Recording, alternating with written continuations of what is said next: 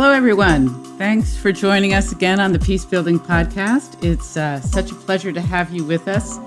The guest I have on the show today, I think more as clearly as anyone links to my passion in the world, which is showing the irrefutable link between getting gender right on the planet and building a more peaceful world.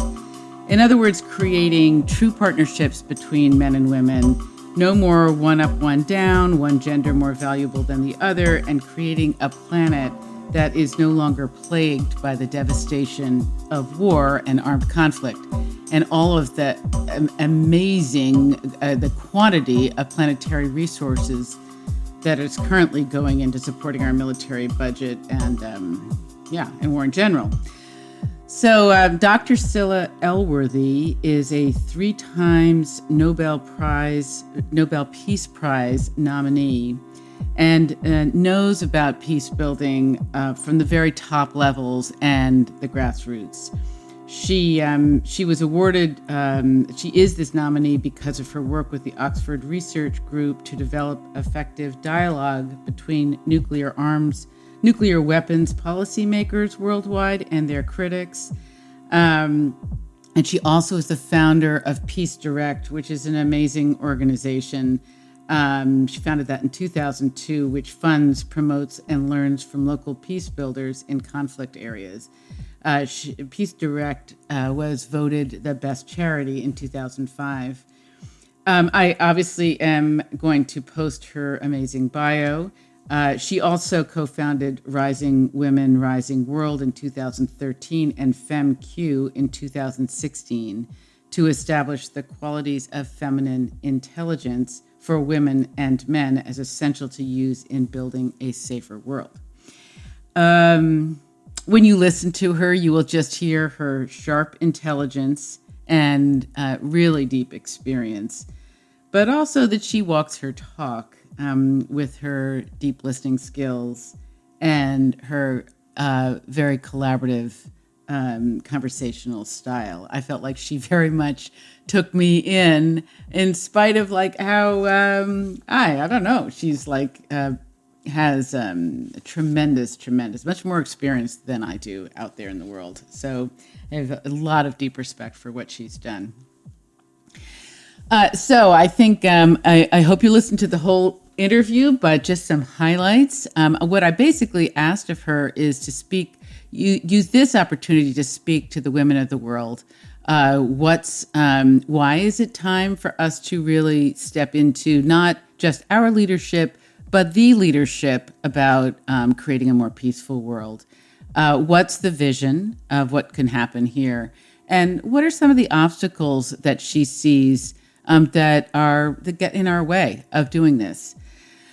So she's going to do that, but I also asked her to start the interview with summarizing why war is so outmoded. Many of the people I've interviewed on this podcast have spoken to that, and of course she does. She's written a book recently called A Business Plan for Peace, which I totally recommend to listeners. It's very short, accessible, clear as a whistle in terms of what's going on out there and how we can turn this around.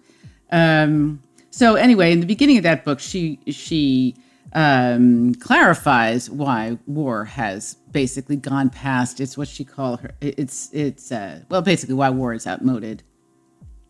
That the annual, and just looking at the numbers, I think sometimes following the numbers is really helpful. Because at the moment, annually, we spend $1,686 billion on militarization worldwide. That's $1,686 billion worldwide on militarization. And I will say that my country, the United States, is, I think, by far the largest spender in that regard. I think greater than all other military, 5 times greater, 9 times greater than all other military spenders combined. Sorry that I'm not giving the exact statistics, but it's pretty enormous. And that's compared to what it would take to wipe out starvation, $30 billion. What it would take to bring clean water everywhere, 10 billion. These are small, very small sums compared to that $1,686 billion that we're spending on war, preparation for war. I don't even know if those numbers are including the impact of war afterwards, all the trauma that's created, et cetera. So the numbers are staggering. So the other thing that she says at the outset that is a really interesting insight is that it's occurred to her that the 5 permanent members of the Security Council of the United Nations, that is the United States, Russia, British, France, and China, are also very regularly in the top 5 arms sellers of the world. Says no wonder we have war when the UN is dominated by the great arms sellers. I'm not a UN basher, but I think it's really important that we start looking at these kind of phenomenon if we are serious about wanting to create a more peaceful planet. The second thing that she highlights really clearly is that women-led peace initiatives, through the work that she's done with Peace Direct. Peace Direct is profiling women peace builders, and that it seems that the women-led peace initiatives are having the largest effect. And she points out that often the media shows us male leaders, what they think, what they do, and often makes fun of female leaders when they don't succeed. And how critical it is to bring women to the peace table. I think she quotes that in 2009, I think these are statistics put together by UN Women, UNIFEM at the time. In 2009, only 2.5% of the representatives in peace tables were women. And those peace agreements only lasted 5 years on average. Now the number has gone up to 10%, and those agreements are lasting twice as long. But obviously, those numbers need to improve even further if we want to get really serious about this. And then she talks about the I guess what she sees as a key obstacle for women. In terms of really taking our leadership seriously here. And that's that this inner critic that we have, that we're not good enough, that we're not enough, that just overcoming all that unconscious messaging that we are not entitled to take our place at the table and say what we have to say. She describes her own personal journey around this, finding her own fire in the belly and ability to find her voice and learn her worth. It actually came to her the way it often does to so many of us, in some kind of a very challenging situation of a brain disease that she had when she was in her 30s that had her for, I think, something like 6 years really in pain. And all that kept going through her brain, her head was, who am I and what's my purpose here? So anyway, if you are female, male, really interested on up-leveling the planet and taking us higher, I really encourage you to listen to this very sane and deeply experienced person talk with great humility and great vision about what can happen here to create a more peaceful world. So I'll catch you on the other side of the interview. Please enjoy. I think you will not be wasting your time. I bring you Dr. Scilla Elworthy.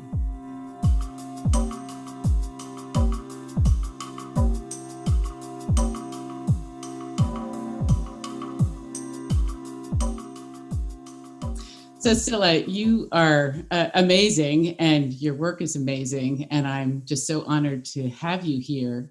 Yeah, as you know, my work for the last 30 years has brought me to a place of integrating peace building and empowering women. And it took me a while to come across you. I'm really grateful to Peter Hawkins for mentioning you, because that's so much the cornerstone of who you are and what you have done. And you've really, you've been and are such an incredible leader. And As you know, I wanted to frame this podcast for you to really be speaking to women, for us to be speaking to women. But before we go there, I think it's really important because so many people are in this fog about war.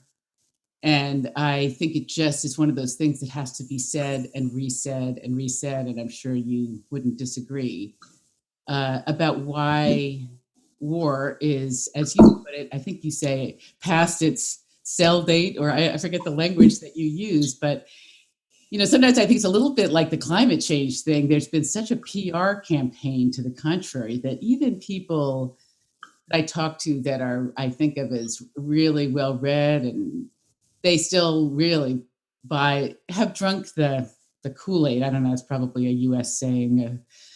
They've really swallowed the medicine that war is essential. So, if you wouldn't mind just to start by speaking to that briefly. That's not the subject of the interview exactly, but just, why is war outmoded? Why is it still happening? Who's benefiting from this? And what's it costing us? I know that's not a brief thing, but I'm asking you to speak to that briefly. Just war is outdated and outmoded now because we know enough, and we've studied it, and we've found all the evidence that preventing war is not complicated. It requires undoing some of the things that we do and doing some things that we don't do. So undoing the things that we do is spending currently $1,686 billion a year on militarization. While who's we when you say that? The world. Mm-hmm. The world. While $30 billion would wipe out starvation worldwide, and $10 billion would bring clean water to every child on the planet. So $10 billion, $30 billion as against $1,686 billion that we spend on war or preparing for war. It's become obscene, and many people haven't even noticed the enormity of that expenditure. At the same time, we know, those of us who have I've worked both on nuclear weapons policy making, bringing nuclear weapons policy makers together to talk to each other and to talk to their critics, and ultimately to sit down together and design the basis for 2 treaties. So I know about it from the top level and also from the grassroots, in that I've spent the last 16 years working with locally led peace initiatives, which are expanding so fast now as people in their own areas know what to do to stop armed violence escalating.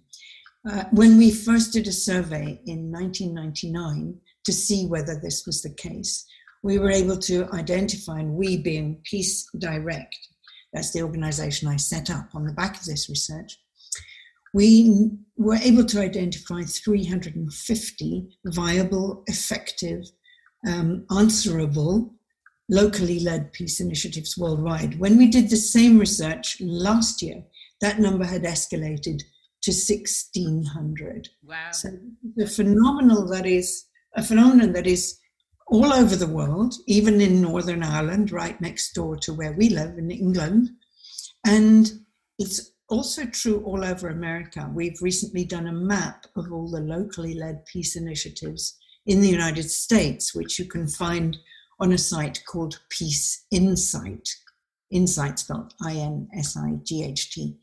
And so this is a worldwide phenomenon. It's not just in darkest Africa. It's happening everywhere. I liked your metaphor. I think it was in the book of mushrooms. It's kind of like mushrooms popping up through the cement or something. Well, this is what it's like, and yet it's hardly reported.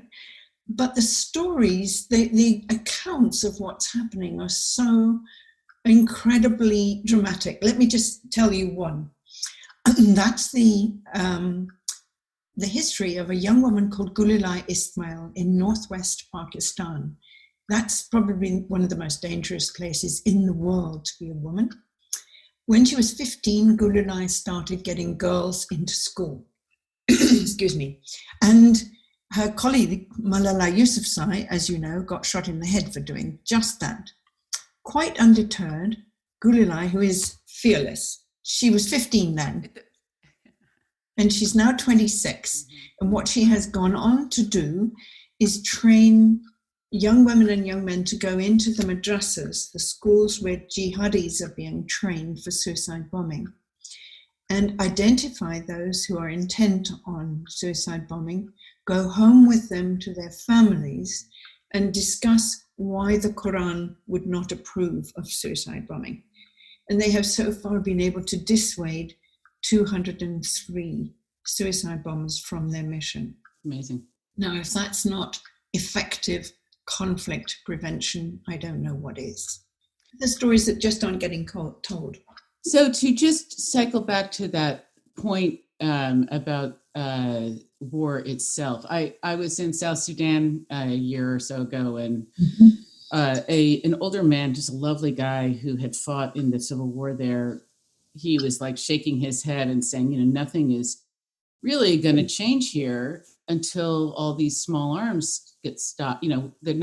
Somebody stops dumping them on this country. And as you know, my country, the United States, it has a ridiculous amount of shootings and is having a horrible time putting an end to it. And I think, I hear it, I think it's the same problem. It's the same thing going on. And so if you just could say a few more words about that, the motivation behind these large scale military interventions, who's profiting off of this and what's the motive here? Well, there are a lot of people who make money out of war, not only the arms producers, but the arms traders. Because as soon as there is confusion and chaos that arrives in war, everybody piles in to make money, like people who are drug smuggling, people who are trafficking humans, mainly women, money laundering. All this happens in chaos. So there are a lot of people besides the weapons manufacturers who make a lot of money out of war and in whose interests it is to keep chaos going. Having said that, we must look at the facts. And I only realized this when I wrote this book. It suddenly dawned on me that the 5 permanent members of the Security Council in the United Nations, that's the ones who have the veto. And as you remember... Could you list them for the listeners, Scilla, actually? I beg your pardon? Could you list them for the listeners? Yes, that's the United States, Russia, Britain, France, and China have they're permanently on the Security Council, and they all have the veto. And as you will recall, Russia has used the veto a lot recently to basically not stop the conflict in Syria, which the other members have all wanted to do. Now, what I suddenly realized, and the penny dropped, is that those 5 countries are also very regularly in the top 5 arms sellers in the world. And no wonder we have war. When you have this UN dominated by the great arms sellers. So this situation has got totally out of hand, and it is now up to us as citizens to realize that situation and take a whole lot of practical measures that I list in my book and that we're busy pursuing to bring armed conflict to an end. Yeah, I just one more point on that. I mean, I guess as an American, as a U.S. citizen, I feel particular, as a woman and a U.S. citizen, I feel particular responsibility around that. In that my country is, I think,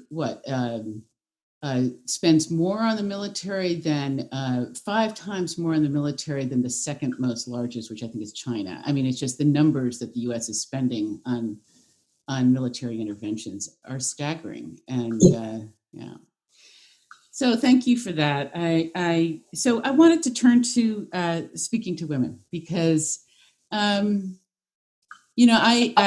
think I mentioned to you in our correspondence, I know that for me, Leymah Gbowee was such an incredible example in Liberia, what she did. And just to summarize, I mean, she, for the listeners, if you haven't ever seen the movie Pray the Devil Back to Hell, it is totally worth your while. It is very moving. But Leymah, who is has a lot of moral integrity, you can just feel it when you're with her. I mean, she basically, I'm sure she didn't do it single-handedly, but she organized, she was the main leader of organizing women across religious lines to keep it very simple, wear white, very much in kind of a Lysistrata type of style, and keep their message of we want peace now. This is in the Liberian Civil War in 2003, I think, or whatever it was.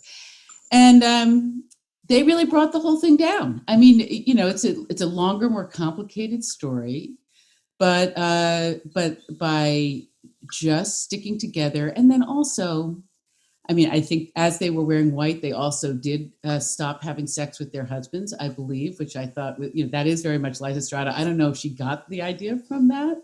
But the other wonderful thing that they did, which was really incredibly innovative, is they found that the men from all the different militias and different factions who were supposed to be negotiating peace were enjoying life in a very smart hotel, having loads to eat and drink, and they didn't want to quit on the process at all. So they didn't want to come to a resolution.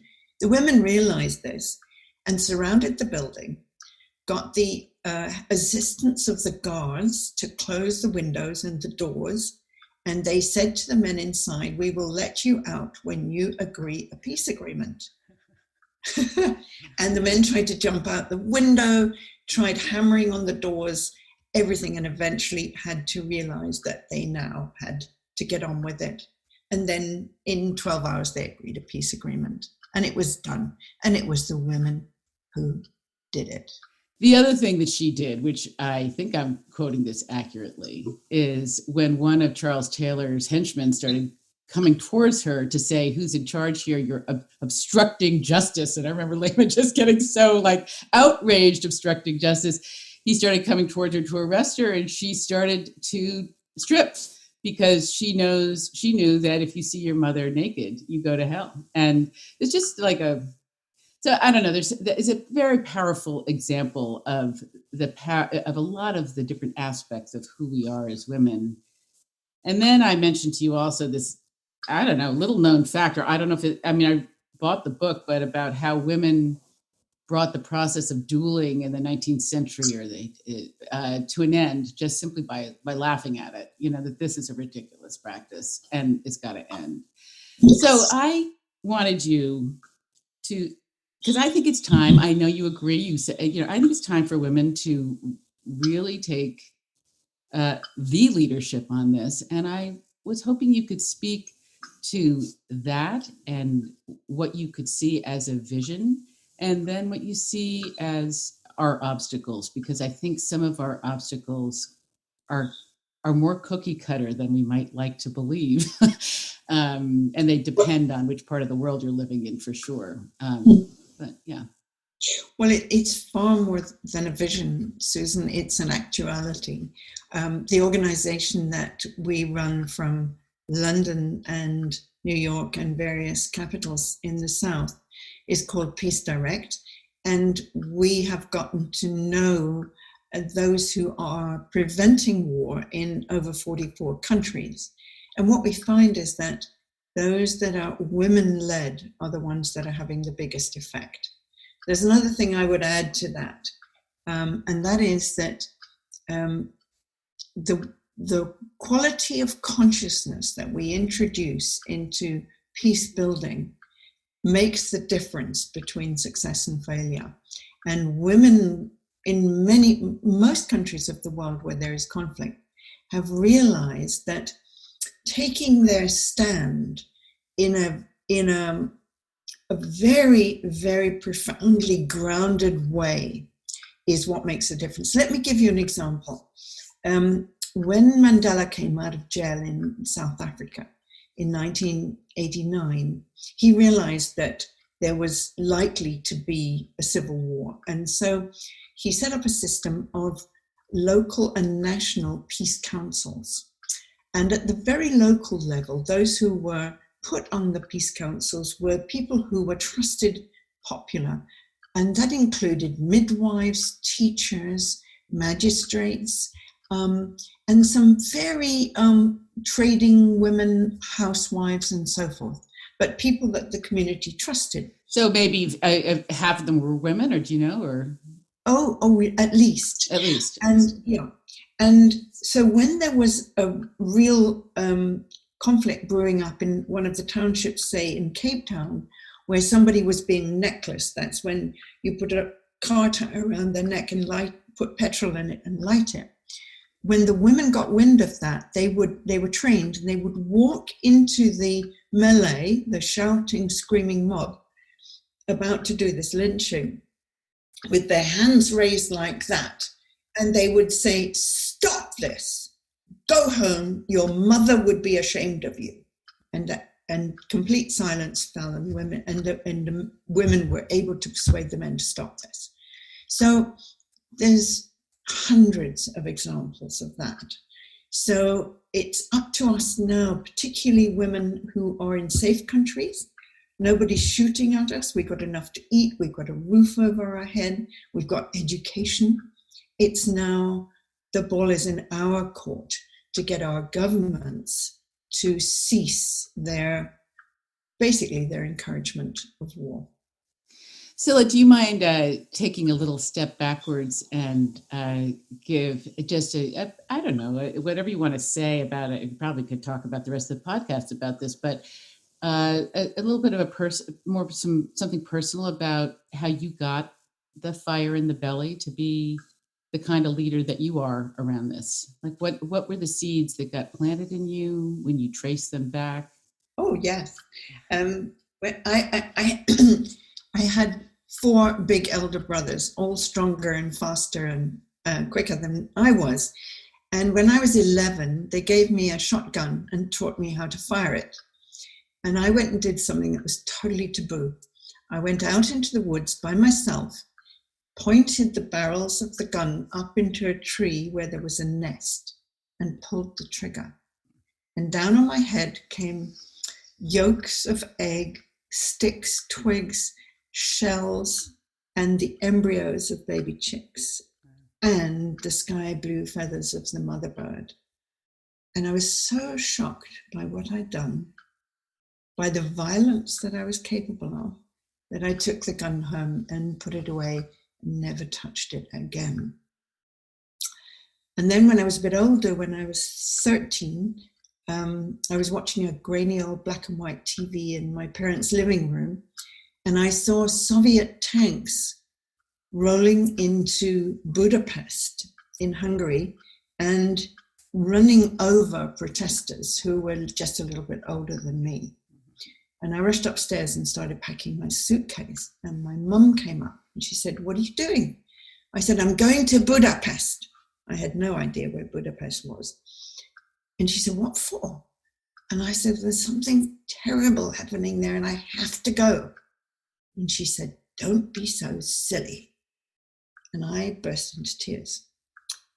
And bless her, she got it. She understood how important that was to me, age 13. And she said, "Listen, you're too young to be any use. You've got to get trained.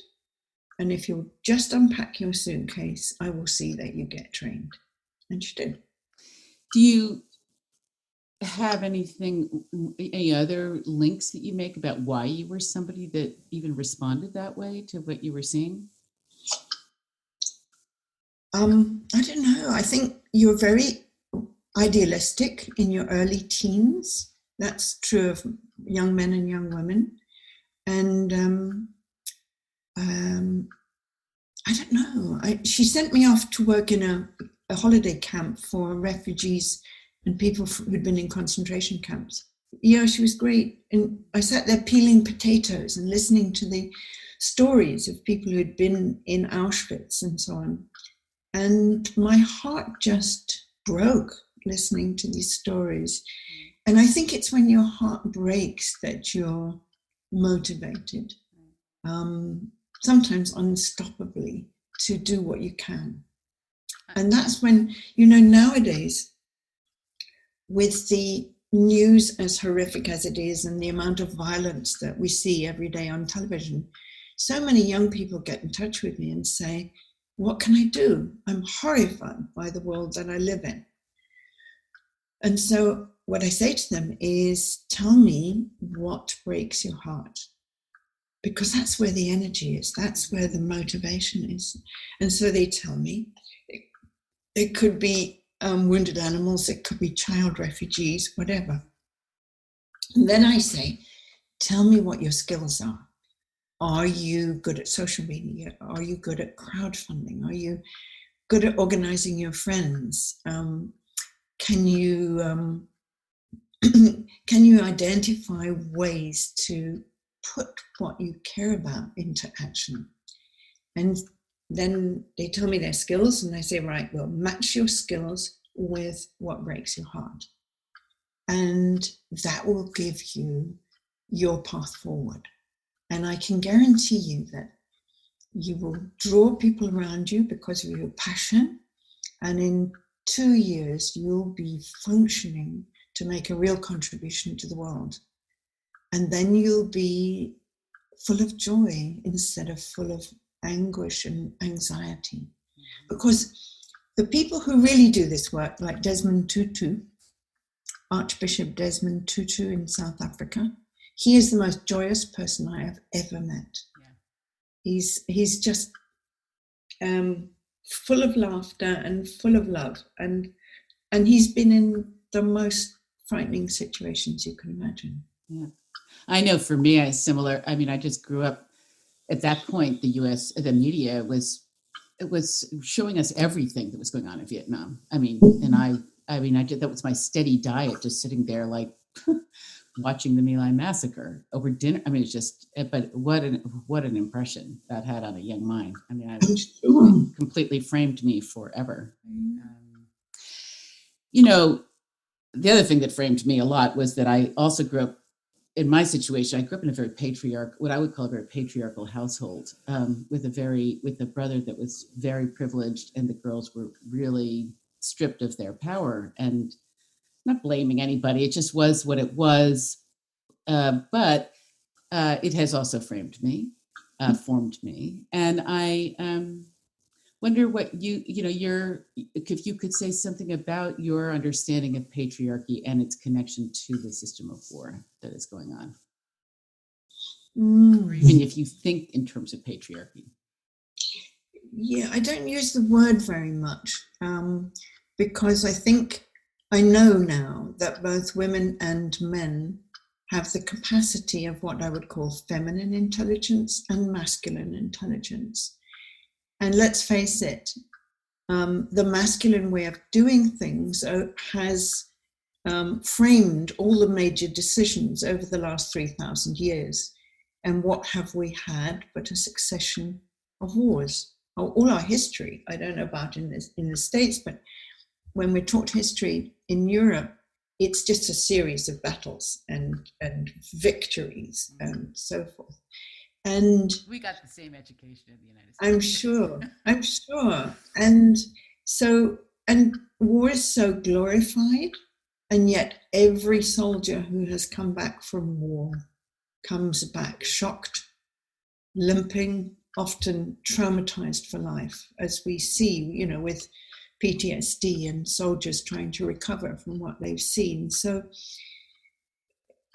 our leaders know, unfortunately, that their voting ratings go up when they declare war. Unfortunately, that's the truth.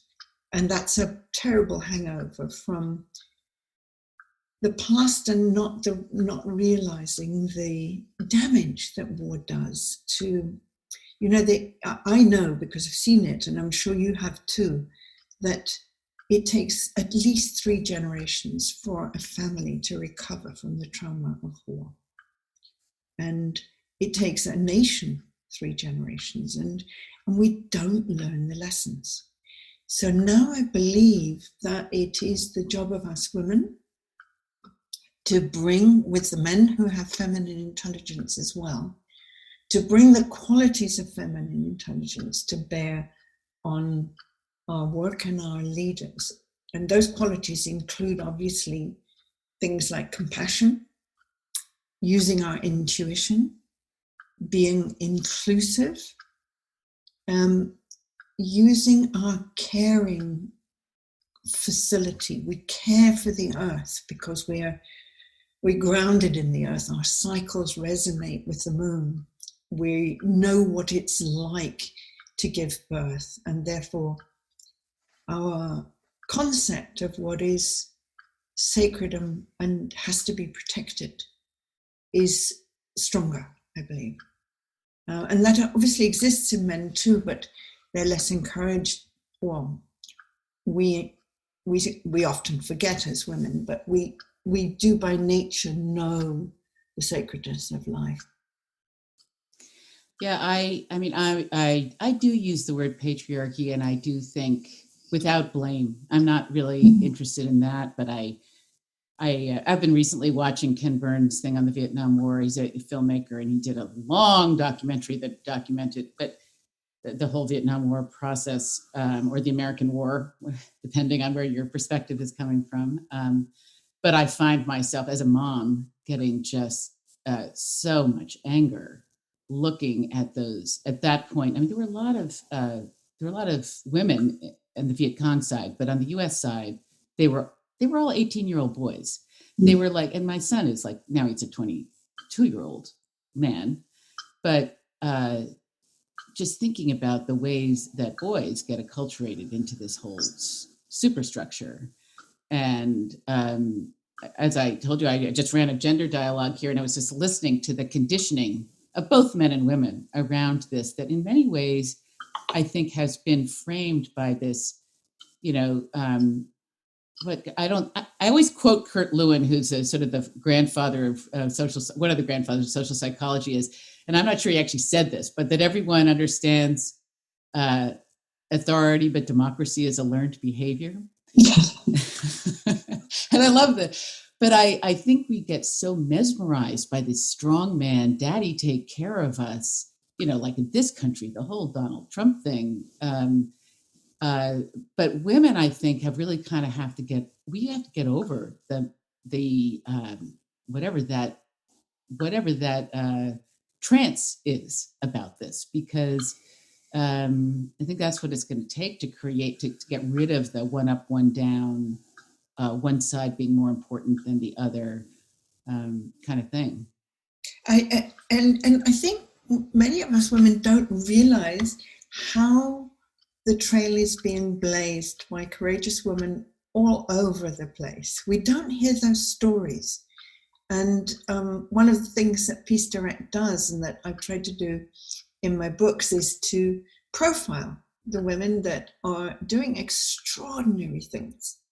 And one such is Aung San Suu Kyi in Burma. She's run into a lot of trouble recently over the Rohingya massacre, which I hold her government responsible for carrying out.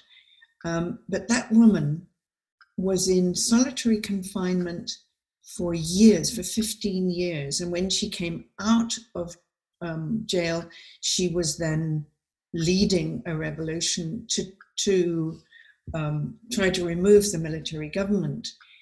And she did that at terrible personal cost. Her husband and children were back here in the UK.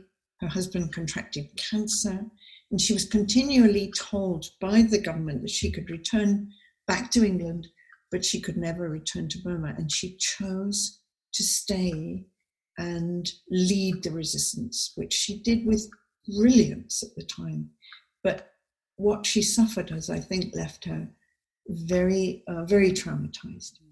But there are so many women. Do you know how many women presidents there have been in the world in history? I don't know. No, ask anybody. And you'll find they say 3, 10, something like 50. Right. There have been 50 elected women presidents. And so we don't know their stories. We don't hear about them. We constantly, the media shows us male leaders and what they think and what they do, and makes fun of female leaders when they don't 100% succeed. Really glad I was not aware of that. And it's interesting how it just, those little or big pieces of information really do shift awareness about things. But I don't know if you agree, but I do think there's some internal obstacles that women have. And I wondered if you would speak to, what do you think gets in our way and what got in your way? If you could speak a little bit to that. Mm. Well, I think it's mostly the inner critic. It's that nasty little voice that sits on our shoulder and says, you're not good enough. This won't do. You have to try harder. You have to do more. The piece I don't know if you saw that thing in Harvard Business School, that they actually had to get coaches for the women to raise their hand because they suffered lack of self-confidence. They didn't really think, they came in with the same kind of stats, obviously, as the guys, but they didn't feel like what they had to say was really of value. Absolutely. We're schooled from very small that we're given all kinds of unconscious messages that we're not privileged. We're not entitled to take our place and say what we have to say. And so I definitely had that. And I had to do a lot of inner work, which I did. Well, what happened to me is I had a brain disease just after my daughter was born when I was 30. And it put me in a coma for 2 weeks. And when I came out of the coma, I had ferocious headaches for 6 years. And there was only one thing that went round and round in my soggy brain. And that was, who am I? Wow. Who am I? Why am I here?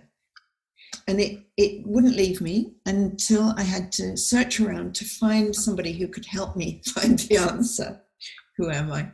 And that was in the mid-70s, and not many people were asking those questions then. They are now, I'm glad to say. So I eventually found my way to some help and guidance, and also to acupuncture, which stopped the headaches eventually after 6 years. Thank goddess, whatever. But that journey of discovery, I think, was fundamental for me, because what I discovered was, instead of being a kind of a pretty little wife, which is what the neuroscientist said when he told me I'd lost a third of my brain capacity. He said, and I burst into tears when he told me this after the electroencephalograph, and I burst into tears, and he said, "Why are you crying? You've got a nice husband and you're a pretty face, you'll be fine." Whoa. And if I'd been stronger, I would have punched him probably. Anyway, so I began to realize that the answer to this question, who am I, was not what I had previously absorbed, as we do, into our very being. And that I had to learn my worth, my voice, find my voice, and deal. I have a wonderful way now of dealing with this inner critic, which never leaves us really. But now he's becoming my friend. He appears as... Is it a he or is it a she? It's definitely a he. But he appears as a massive dragon breathing fire. And the trick is that you walk towards your inner monster, your inner critic, however it shows itself. And if you can walk towards it and say something like, "I need to sit down and have a dialogue with you," and then you sit here and put another cushion for the monster. And in your voice you say, "Why did you wake me up at 3:00 in the morning?" Again. And then you go over to the other cushion and answer in the voice of your critic. And it will say something. Do you actually do this, Scilla? I do. Regularly. This is great. So you go Is this useful or not? Should I shut up? No, it's wonderful. It's wonderful because I think, I know for myself, when I get tired, my defenses go down, my confidence can go down, and I can get into my wanting to turn to some guy to help me versus really practicing my own ability to self-care. And I have a tremendous community of sisters that also provide incredible emotional support to me. But I really watch the pattern because it's so much conditioning, I think, that I had. I mean, I was really conditioned to be a good corporate wife, I think. That was really, but anyway, I didn't want to interrupt you because I think so I've got you on the two pillows, going back and forth on the two pillows. And then the dragon, in my case, and it's always good to visualize them, he blows huge smoke and fire out of his nose, storms about, and he says, listen, you haven't prepared for tomorrow. You're going to be useless. You're going to fall flat on your face. And I just give up on you. And so I come back to my own cushion. I say, that is not helpful. What do you really want to tell me? Then I go back to his cushion. He says, well, you should prepare more. You should have done your homework. You should have got this off by heart because you're not going to be able to use notes tomorrow. And just get your act together. So I come back to my seat and I say, let's go a bit deeper. What is it that you know that I need to know? Because I know, and I say this as an aside, I know that under that dragon's left foot is a diamond, and that's what I'm after. He always has a gem in there. So then I go back to his seat, and then he starts to talk sense. And he says, listen, when you find your real voice, when you're really grounded and you've got your feet on the ground and you can connect with the infinite above, that's when you can open your arms out wide and bring people with you and share what you have to say with them and help people find their own way. And so then I say, thank you. That is helpful. And so we go on like that. And always there's a nugget in what he has to say. Yeah, I'm struck by that. I'm still thinking about that diamond underneath the foot. It's a very interesting imagery. Mm-hmm. And I also think somebody said to me the other day, fundamentally, this is about power, the issue with women. And it's not, I like how you frame it in your book about really getting the power with versus power over. And I think women are good with the power with. I think we have a lot of those kinds of skills and abilities, although we could perfect it. But it's also, it's interesting in the United States, and I don't know if this is true in the UK or around the world, but I do know in the United States that in the 21st century, women have they are in control of more of the financial resources than men. And which I think is really interesting, and it's been well documented. And I don't know if it's currently or it's going to be, but I think it parallels what's happening now. That it may be in our names, but we may not be taking charge of it. And it seems like it's really time to really take charge of money and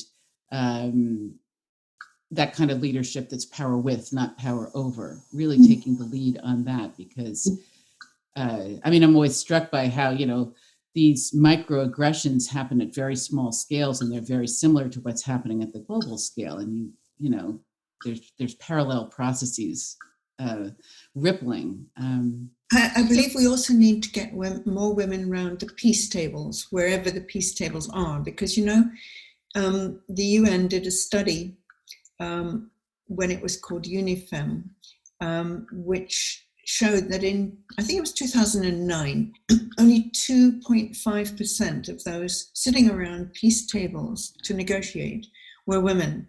Result, those peace agreements only lasted about 5 years on average.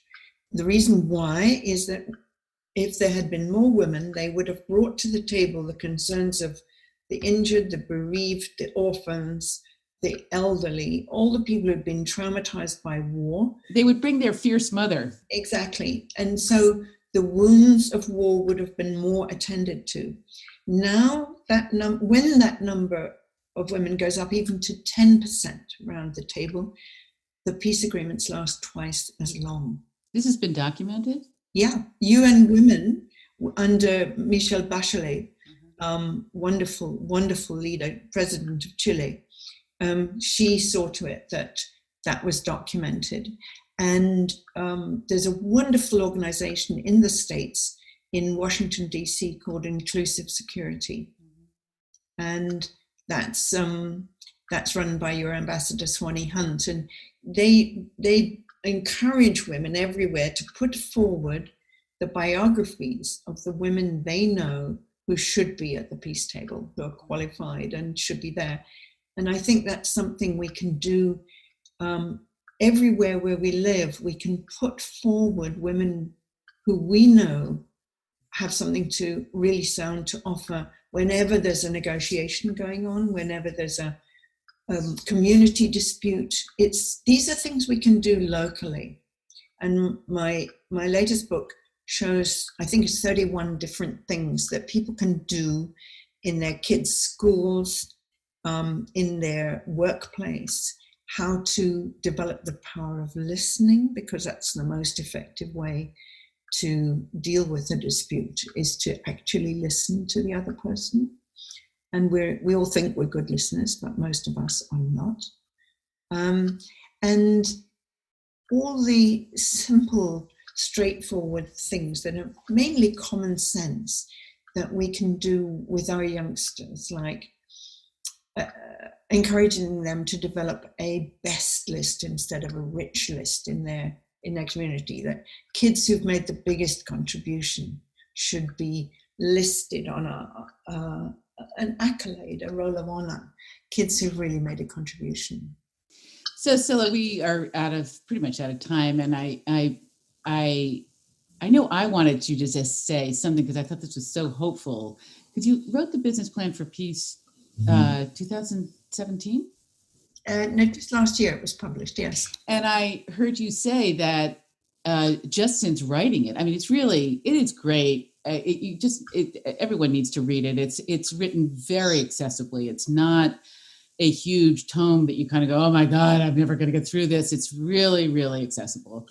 But I heard you say that you're very heartened by just having articulated this, that you just seen a lot of positive impact. I wonder if you could just speak to that for a few minutes, because I think it feels very hopeful to me. Thank you. Well, I'm absolutely thrilled at the response, because people have come forward to offer their skills or their partnership in 9 out of the 25 initiatives that we proposed. So we're going ahead with 9 of those so far, and people are coming to me every day and getting funding for them. And well, that's the big problem, is to get the funding to get those things going. And I spent last week at big funding events which got such a great response. So we'll wait and see until that materializes. But I really like your idea of taxing the arms dealers, and I'm just sort of wondering what's happening with that idea, given that the NRA in this country is so powerful and obstructionist. Well, one of the groups that I was talking to last week was bankers, a very, very elite group of bankers in London. And so what I encourage them to do is, next time they're sitting at a boardroom table or even at a dinner and next to somebody who works for a big arms corporation, that they should just put forward some of the arguments in my book, because they're killer arguments, if excuse my language. But there's so many clear things that can be said now, and I do believe that working at that level is very useful to bring peer pressure. Also, if we are in any way shareholders through our pension fund, it's worth finding out. if your endowment fund or if you're at a university, or your pension fund, or even your sovereign wealth fund, if you're a government, is investing in any arms corporations, because that divestment, that withdrawal of funding, is probably the strongest, biggest, fastest leverage. Are they very easy to identify? Are they sort of the big five or something? Or are they all embedded in other companies so you can't really tell? What? No, you can just Google which are the biggest arms traders, arms sellers, arms production, arms manufacturers in your country. You just Google it. It's all there. Lockheed Martin in your case, Boeing, and so forth and so on. And so you get hold of your pension fund or your endowment fund if you're at a university, and say, are we investing in any of these companies? If so, we bring a motion to divest. And that's what's been happening massively in fossil fuels. Divestment from fossil fuels has really got a huge leverage now, and into renewables. And renewables are more profitable than fossil fuels now. So there you go. So there are so many things that weapons manufacturers could do with the skills of their workers, which would produce socially much more useful goods. Retooling is, yeah.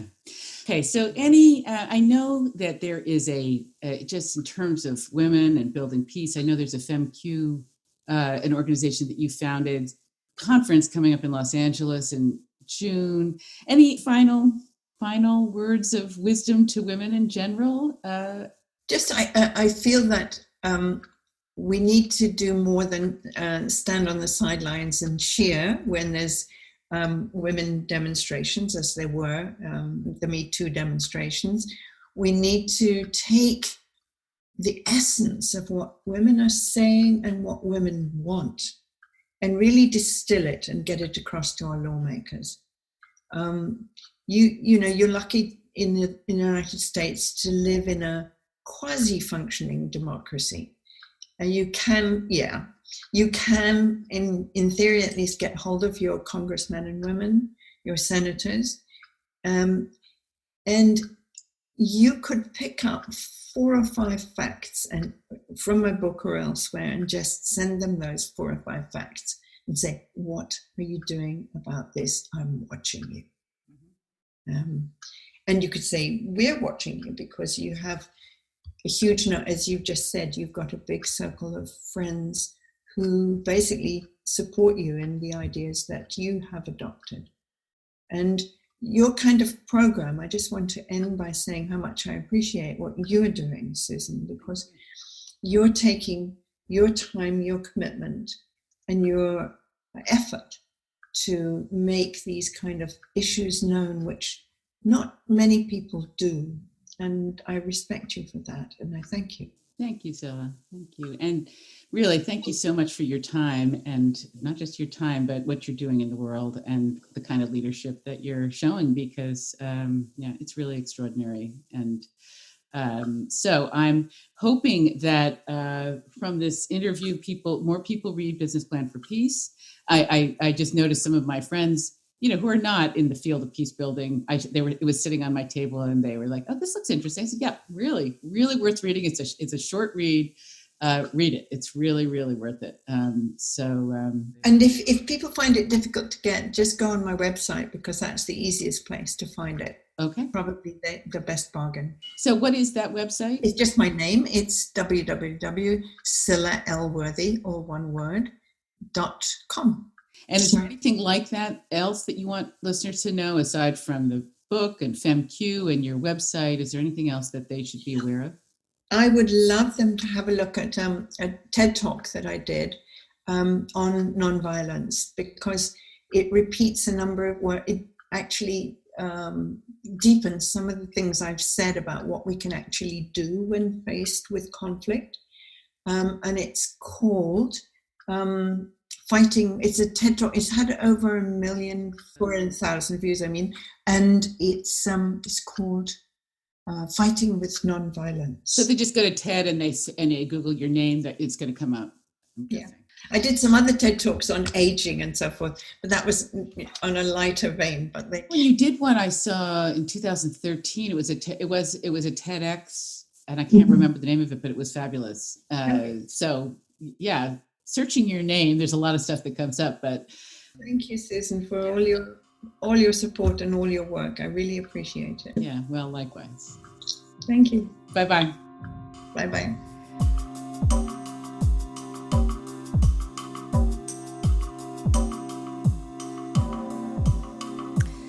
So thanks for listening. We hoped you enjoyed the show.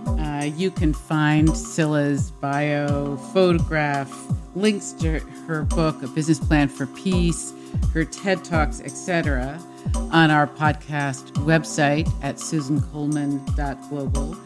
And stay tuned for some more great content.